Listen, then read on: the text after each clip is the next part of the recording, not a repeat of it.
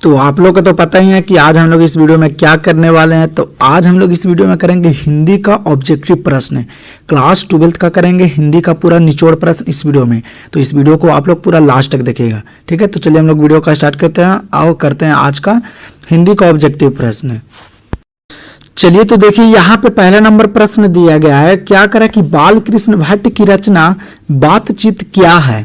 क्या करे प्रश्न कि बाल कृष्ण भट्ट जी की जो रचना है बातचीत वह क्या है, बताइए। तो ऑप्शन आप लोग को यहाँ पे देखा है। पहला ऑप्शन में करा कि एकांकी है, दूसरा ऑप्शन में करा कहानी है, और तीसरा ऑप्शन में करा कि यात्रा स्मरण है कि, और चौथा ऑप्शन में करा कि ललित निबंध है। बताइए तो जो बाल कृष्ण भट्ट की जो रचना है बातचीत जो है वह ललित निबंध है। क्या है? ललित निबंध। तो यहाँ पे राइट आंसर क्या हो जाएगा? Option number D. चलिए तो अगला प्रश्न देखिए, क्या करें कि रामचरितमानस किसकी रचना है। और हम लोग ऑप्शन नहीं करेंगे, डायरेक्ट आंसर करते चलेंगे, जिससे हम लोग का समय का बचत होगा और कम समय में हम लोग बहुत से ऑब्जेक्टिव कंप्लीट करेंगे, ठीक है। तो क्या करें कि रामचरितमानस किसकी रचना है। प्रश्न क्या करें कि रामचरितमानस किसकी रचना है। जो रामचरित जो मानस है वह तुलसीदास की रचना है। किनकी रचना है? तुलसीदास की। तो यहाँ पे राइट आंसर क्या होगा? Option number B. और इस वीडियो में पूरे हम लोग करेंगे 50 प्रश्न, ठीक है। तो वीडियो में लास्ट तक बने रहेगा। अब बोर्ड एग्जाम में जो बुक से जो ऑब्जेक्टिव प्रश्न आता है हिंदी का वह 60 आता है, बाकी 40 प्रश्न रहता है ग्रामर से। तक ग्रामर भी करवाएंगे इस चैनल पे। तो चैनल पे नए हैं तो चैनल को सब्सक्राइब कर लीजिएगा, ठीक है। तो चलिए देखते हैं अगला प्रश्न। और आप लोग के एग्जाम का अब ज्यादा समय नहीं है, 6 मंथ और बचा हुआ एग्जाम का, ठीक है। तो आप लोग जी जान से मेहनत कीजिए और 2 बातें हमेशा याद रखना। पहला मंजिल पाने की आस और दूसरा खुद पे विश्वास। जब तक अपने आप पे विश्वास नहीं होगा जब तक आप लोग कोई एग्जाम को क्रैक नहीं कर सकते हैं, ठीक है। तो आप लोग खुद पे विश्वास रख के और तैयारी बहुत अच्छे से कीजिए, ठीक है। तो आप लोग अच्छे मार्क्स लाएंगे बोर्ड एग्जाम में। तो यहाँ पे प्रश्न क्या कर रहा है कि लहना सिंह किस पद पर था। प्रश्न क्या करा कि लहना सिंह जो थे वह किस पद पर थे, बताइए। तो आप लोग को आंसर पता तो आप लोग कमेंट करते चलिए। कमेंट करने से आप लोग को अच्छे से प्रश्न याद होगा, ठीक है। लहना सिंह किस पद पर थे। जो लहना सिंह थे वह सूबेदार के पद पे थे। किस पद पे? सूबेदार के। तो यहाँ पे राइट आंसर हो जाएगा ऑप्शन नंबर ए। तो अगला प्रश्न देखिए यहाँ पे क्या करा है, करा कि मन्नी। यहाँ पे गलती हो गया, थोड़ा सा मिस्टेक हो गया। यहाँ पे मन्नी नहीं होगा, क्या होगा? मुन्नी होगा। क्या हो जाएगा? मुन्नी। क्या करा प्रश्न कि मुन्नी डाक गाड़ी के पीछे क्यों जाती है। क्या करा है कि मुन्नी डाक गाड़ी के पीछे क्यों जाती है, बताइए। तो राशन के लिए कि पेंशन के लिए कि चिट्ठी के लिए कि किसी अन्य कार्य के लिए। ये जो प्रश्न है वह सिपाही की माँ कहानी का है, ठीक है। आप लोग कहानी पढ़े हुए तो आप लोग को आंसर पता होगा। तो आप लोग आंसर पता है तो कमेंट जरूर कीजिए। क्या करा है कि मुन्नी डाक गाड़ी के पीछे क्यों जाती है। जो मुन्नी डाक गाड़ी के पीछे जाती है वह चिट्ठी के लिए जाती है। किसके लिए जाती है? चिट्ठी के लिए। वह अपने भाई की चिट्ठी का इंतजार करती है तो वह चिट्ठी के लिए जाती है। तो यहाँ पर राइट आंसर क्या होगा इस प्रश्न का? Option number C. और आप लोग ना इस वीडियो में पूरे लास्ट तक बने रहेगा, ठीक है। आप लोग को यहाँ पूरे 50 प्रश्न कंप्लीट करवा देंगे जो बोर्ड एग्जाम में आएगा, ठीक है। क्या करा कि कड़वा के कवि कौन है। प्रश्न क्या करा कि कड़वा के कवि कौन है, बताइए। तो कड़वा के कवि कौन है। और लेखक और चैप्टर से बहुत से प्रश्न पूछे जाएंगे बोर्ड एग्जाम में। तो आप लोग लेखक और चैप्टर को अच्छे से कंप्लीट कर लीजिएगा। तो कड़वा के कवि कौन है। जो कड़वा के कवि हैं वह है मलिक मोहम्मद जायसी जी हैं। कौन है? मलिक मोहम्मद जायसी जी। तो यहाँ पे राइट आंसर हो जाएगा ऑप्शन नंबर सी। चलिए तो फिर देखिए अगला प्रश्न, क्या करें कि अर्धनारीश्वर कल्पित रूप है, बताइए। तो अर्धनारीश्वर जो है वह किनके कल्पित रूप हैं। शिव और पार्वती के, कि राम और सीता का, कि राधा और कृष्ण का, कि विष्णु और लक्ष्मी का। बताइए ये प्रश्न है जो बोर्ड एग्जाम में पूछा गया प्रश्न है। जो अर्धनारीश्वर जो है वह किनका कल्पित रूप है। तो शिव और पार्वती का है। किनका? शिव और पार्वती का। तो यहाँ पे राइट आंसर क्या हो जाएगा? Option number A. और आप लोग इस वीडियो के कमेंट में जरूर बताइएगा कि आप लोग जो आईएससी में जो सब्जेक्ट लिए हैं वह कौन से सब्जेक्ट लिए हैं। साइंस वाले हैं कि आर्ट्स वाले हैं कि कॉमर्स वाले हैं, ठीक है। तो कमेंट में आप लोग जरूर बताइएगा अपने नाम के साथ। तो हम लोग देखते हैं अगला प्रश्न। चलिए तो अगला प्रश्न फिर देखिए यहाँ पे क्या करा है कि सूरदास किस भक्ति के कवि हैं। बताइए तो सूरदास जो है वह किस भक्ति के कवि है, किनके भक्ति हुआ करते थे सूरदास? जल्दी से बताइए, आप लोग को आंसर पता है तो आप लोग कमेंट करते चलिए, ठीक है। कमेंट करने से आप लोग को प्रश्न अच्छे से कंफर्म से याद होंगे, ठीक है। जो सूरदास है वह किनकी भक्ति के कवि हैं? तो कृष्ण भक्ति के। किस भक्ति के कवि हैं? कृष्ण भक्ति के। सूरदास कृष्ण जी की भक्त थे। क्या थे? भक्त थे। तो यहाँ पे राइट आंसर क्या होगा? Option number B. और इस वीडियो में जितना भी प्रश्न बता रहे हैं ना, सारे प्रश्न इंपॉर्टेंट प्रश्न है, सारे प्रश्न VVI प्रश्न है।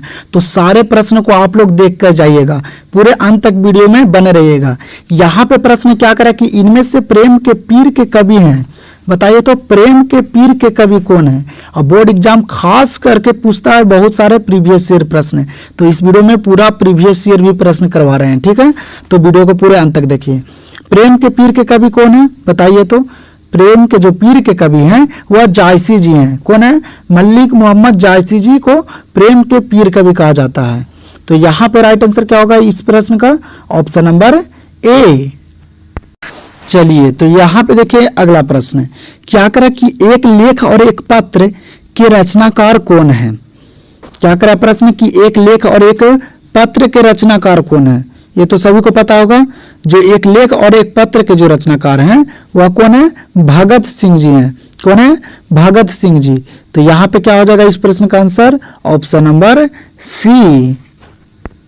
और आप लोग इस चैनल पे पहली बार आए हैं तो चैनल को एक बार जरूर सब्सक्राइब कर लीजिएगा, क्योंकि इस चैनल पे क्लास 12 इंटर परीक्षा की तैयारी करवाई जाती है और आप लोग को एग्जाम से पहले इस चैनल पे सारे चीज कंप्लीट करवा देंगे, ठीक है। और आप लोग कमेंट में जरूर बताइएगा कि आप लोग आईएससी में कौन से सब्जेक्ट लिए हैं, क्योंकि इस चैनल पे हम मॉडल पेपर भी करवाएंगे जो बोर्ड एग्जाम के लिए सबसे इंपॉर्टेंट होता है, जो बोर्ड द्वारा जारी किया जाता है मॉडल पेपर, उससे बहुत से प्रश्न बोर्ड एग्जाम में आएंगे, ठीक है। तो मॉडल पेपर भी करवाएंगे इस चैनल पे। तो आप लोग कमेंट में बताइएगा कि आप लोग कौन से सब्जेक्ट लिए हैं इंटर में। क्या करें यहाँ पे प्रश्न कि बाल कृष्ण भट्ट किस युग के निबंधकार थे? बताइए तो बाल कृष्ण भट्ट जी जो थे वह किस युग के निबंधकार थे? जल्दी से आप लोग कमेंट कीजिए। बाल कृष्ण भट्ट जी किस युग के निबंधकार थे? तो भारत तेंदु युग के। किस युग के? भारत तेंदु युग के। तो यहाँ पे राइट आंसर क्या हो जाएगा?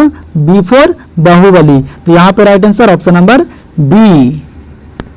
चलिए तो अगला प्रश्न देखिए क्या करें कि स्कूल के हेडमास्टर का नाम क्या था? बताइए तो स्कूल के हेडमास्टर का क्या नाम था? जल्दी से बताइए। यहाँ पे आप लोग को ऑप्शन दिया गया है, जल्दी से बताइए कि स्कूल के हेडमास्टर का जो नाम था वह क्या था। और ये जो प्रश्न है ये जूठन चैप्टर से पूछा गया है, जिसमें ओम प्रकाश वाल्मीकि जी को स्कूल में झाड़ू लगाने के लिए हेडमास्टर जी कहे थे। जो हेडमास्टर का यहाँ पे नाम क्या है ये पूछ रहा है। तो स्कूल के हेडमास्टर का क्या नाम था? तो कलीराम नाम था। क्या नाम था? कलीराम। तो यहाँ पे राइट आंसर क्या हो जाएगा? Option number B.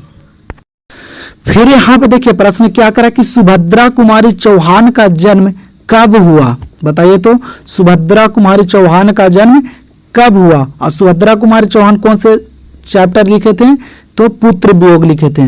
कौन से? पुत्र वियोग। तो सुभद्रा कुमारी चौहान का जो जन्म हुआ था वह 16 अगस्त 1904 को हुआ था। कब हुआ था? 16 अगस्त 1904 को। तो यहाँ पे राइट आंसर हो जाएगा ऑप्शन नंबर ए। चलिए तो फिर यहाँ पे देखिए क्या करा कि तुलसीदास किस शाखा के कवि हैं? क्या करा कि तुलसीदास किस शाखा के कवि हैं? और पीछे बताए थे कि सूरदास किस शाखा के कवि हैं। जो सूरदास थे वह किस शाखा के थे? तो कृष्ण मार्गी शाखा के, मतलब वह कृष्ण की भक्ति करते थे। और यहाँ पे करा कि तुलसीदास किस शाखा के कवि हैं? जो तुलसीदास जो है वह राम मार्गी शाखा के कवि हैं। किनकी? तो राम मार्गी, वह राम जी के भक्त थे तुलसीदास। तो यहाँ पे राइट आंसर क्या होगा? Option number A. चलिए तो यहाँ पे देखिए अगला प्रश्न क्या करा कि तिरिक्ष क्या होता है? क्या करा कि तिरिक्ष क्या होता है? देखिए यहाँ पे ऑप्शन दिया गया आप लोग को, जल्दी से बताइए कि तिरिक्ष जो होता है वह क्या होता है? तिरिक्ष क्या होता है? जो तिरिक्ष होता है वह विषखापड़ा, जिसको जहरीला लिजार्ड बोला जाता है। क्या बोला जाता है? जहरीला लिजार्ड। तिरिक्ष क्या होता है? तो विष खापर जहरीला लिजार्ड होता है। तो यहाँ पे इस प्रश्न का आंसर हो जाएगा ऑप्शन नंबर डी। और आप लोग को वीडियो पसंद आ रहा है तो वीडियो को आप लोग एक बार सारे लोग लाइक करके शेयर कर दीजिए, ठीक है, लाइक करके शेयर कर दीजिए इस वीडियो को। तो यहाँ पे प्रश्न क्या करा कि गांव में किसकी धुनें सुनाई नहीं पड़ती है? बताइए तो, अब गांव में किसकी धुनें सुनाई नहीं पड़ती है? जल्दी से बताइए, फिल्मी गीत की कि शोक गीत की कि लोकगीत की कि इनमें से कोई नहीं? पहले गांव में क्या होता था कि जैसे धान का सीजन आता है, धान जब रोपाता है तो सारे लोग, जितने लोग धान रोपते हैं सारे लोग गीत गाते थे। ठीक है, रात में लोग फगुआ होली जो होता है उस दिन लोग ताल ढोलक लेके सारे लोग होली गाते थे। ठीक है, तो अब यहाँ पे प्रश्न कर रहा है कि गांव में किसकी धुनें नहीं सुनाई पड़ती है? जो गांव में जो धुनें नहीं सुनाई पड़ती है वो लोकगीत की नहीं सुनाई पड़ती है, मतलब लोगों की गीत की धुन नहीं सुनाई पड़ती। अब ये सारे चीज कम होते जा रहा है, यही यहाँ पे लेखक बताना चाहते हैं इस चैप्टर में। तो इस चैप्टर को आप लोग पढ़ लीजिएगा। तो यहाँ पे राइट आंसर क्या होगा? Option number C. चलिए, तो फिर देखिए अगला प्रश्न क्या करा कि बाल कृष्ण भट्ट का जन्म हुआ था? बताइए तो, बाल कृष्ण भट्ट जी का जो जन्म हुआ था वह कब हुआ था? आप लोग को ऑप्शन यहाँ पे पता है। ठीक है, और आप लोग लास्ट में बताइएगा काउंट करके कि आप लोग इतने प्रश्न में से कितने प्रश्न को सही किए हैं। उससे क्या पता चलेगा कि आप कितना पानी में आए, आपका तैयारी कैसा चल रहा है बोर्ड एग्जाम का। ठीक है, तो बाल कृष्ण भट्ट का जन्म कब हुआ था? जो बाल कृष्ण भट्ट का जन्म हुआ था वह 23 जून 1844 को हुआ था। कब हुआ था? 23 जून 1844 को। तो यहाँ पे राइट आंसर हो जाएगा ऑप्शन नंबर बी। फिर देखिए अगला प्रश्न क्या करा कि साहित्य लहरी किनकी रचना है? क्या करा कि साहित्य लहरी किनकी रचना है? काव्य से, ग्रंथ से और रचना से बहुत से प्रश्न आएंगे। ठीक है, कौन कौन से काव्य लिखे हैं, कौन लिखे हैं, ये सब प्रश्न बहुत आते हैं बोर्ड एग्जाम में। तो यहाँ पे कह रहा है कि साहित्य लहरी जो है वह किनकी रचना है? जो साहित्य लहरी जो रचना है वह सूर्यदास की रचना है। किनकी रचना है? सूर्यदास की। तो यहाँ पे इस प्रश्न का आंसर हो जाएगा ऑप्शन नंबर बी। चलिए, तो अगला प्रश्न देखिए क्या करा है कि गैंग्रीन इनमें से किससे संबंधित है? बताइए तो, गैंग्रीन जो है इनमें से किससे संबंधित है? आप लोग कहानी पढ़े होंगे तो आप लोग को पता होगा। और एक बात और बताते हैं, जो आप लोग को प्लस पॉइंट मिले जाएगा वह हिंदी ही ले जाएगा। हिंदी ही आप लोग का प्लस पॉइंट बढ़ाएगा नंबर बोर्ड एग्जाम में। तो हिंदी को आप लोग अच्छे से कंप्लीट कीजिए। तो गैंग्रीन इनमें से किससे संबंधित है? जो गैंग्रीन है वह बीमारी से संबंधित है। किससे? बीमारी से। गैंग्रीन एक प्रकार की बीमारी है और इस गैंग्रीन बीमारी को इलाज कौन करता था कहानी में? तो लक्ष्मी के पति गैंग्रीन के इलाज करते थे। तो गैंग्रीन इनमें से किससे संबंधित है? तो बीमारी से। तो यहाँ पे राइट आंसर हो जाएगा ऑप्शन नंबर डी। चलिए, तो अगला प्रश्न देखिए क्या करा कि हंसते हुए मेरा अकेलापन के लेखक कौन है? प्रश्न क्या करा कि हंसते हुए मेरा अकेलापन के लेखक कौन है? जो हंसते हुए मेरा अकेलापन के जो लेखक है वह मल्यग है। कौन है? मल्यग। तो यहाँ पे राइट आंसर क्या होगा? Option number B. चलिए, तो फिर देखिए अगला प्रश्न क्या करा कि अगे की पहली कहानी कब प्रकाशित हुई? बताइए तो, अगे जी की जो पहली कहानी प्रकाशित हुई थी वह कब हुई थी? ऑप्शन दिया गया है। ए ऑप्शन में करा 1920 में, बी ऑप्शन देगा 1924 में, सी ऑप्शन देगा 1928 में और डी ऑप्शन देगा 1932 में। जो अगे जी की जो पहली कहानी प्रकाशित हुई थी वह 1924 में हुई थी। कब हुई थी? 1924 में। तो यहाँ पे राइट आंसर हो जाएगा ऑप्शन नंबर बी। और आप लोगों के पास अब 6 महीना टाइम और बचा हुआ है। ठीक है, तो 6 महीना आप लोग अच्छे से तैयारी कीजिए, पूरे जम के तैयारी कीजिए, क्योंकि सफलता एक दिन में नहीं मिलती है लेकिन एक दिन जरूर मिलती है। ठीक है, तो आप लोग मेहनत पूरे अच्छे तरीके से कीजिए। तो यहाँ पे प्रश्न क्या करा कि नाभादास के दीक्षा गुरु हैं? बताइए तो, नाभादास के दीक्षा गुरु कौन थे? जल्दी से बताइए, आप लोग को ऑप्शन यहाँ पे दिया गया है। तो नाभादास के जो दीक्षा गुरु थे वह स्वामी अग्रदास थे। कौन थे? स्वामी अग्रदास। और स्वामी अग्रदास नहीं देके दे देगा अग्र अली। ठीक है, तो आप लोग याद रखिएगा नाभादास के दीक्षा गुरु कौन थे? तो स्वामी अग्रदास। तो यहाँ पे राइट आंसर क्या होगा? Option number A. फिर यहाँ पे देखिए अगला प्रश्न क्या करा कि भक्तमाला के रचयिता कौन है? प्रश्न क्या करा कि भक्तमाला के रचयिता कौन है? जो भक्तमाला के रचयिता हैं वह नाभादास जी हैं। कौन है? नाभादास जी। तो यहाँ पे प्रश्न का राइट आंसर हो जाएगा ऑप्शन नंबर डी। और अगला प्रश्न देखिए, क्या करा कि लहना सिंह के गांव का क्या नाम है? बताइए तो, लहना सिंह के गांव का क्या नाम है? जो लहना सिंह के गांव का नाम था वह मांझे नाम था। क्या नाम था? मांझे। तो यहाँ पे इस प्रश्न का राइट आंसर क्या हो जाएगा? Option number B. और हम लोग अगले वीडियो में अगला वीडियो बनाएंगे, उस वीडियो में करेंगे हम लोग पूरा हिंदी ग्रामर करेंगे, हिंदी का पूरा ग्रामर करेंगे और कौन कौन से प्रश्न आते हैं बोर्ड एग्जाम में ये भी बताएंगे और कहाँ से आते हैं। तो इस चैनल पे पहली बार आए तो चैनल को सब्सक्राइब करके वीडियो को लाइक कर दीजिए। तो हम लोग मिलते हैं नेक्स्ट वीडियो में हिंदी ग्रामर के।